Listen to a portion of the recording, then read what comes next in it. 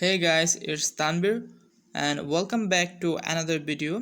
Today in this video I'm going to show you how to clear Instagram search history. Be sure watch the video till the end and do not forget to like this video and subscribe to our channel. So let's get started. First, open your Instagram account and click on search button in the bottom side and then click on search button. If you want to delete a specific search, just click on cross button and it delete.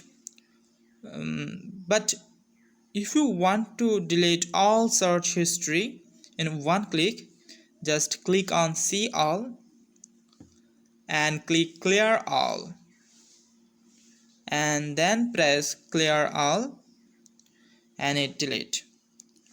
So guys, this is the way how to clear Instagram search history. So I hope this video helped you guys. If it did, please like this video and subscribe to our channel.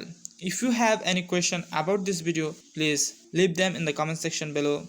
Thanks for watching. Bye guys.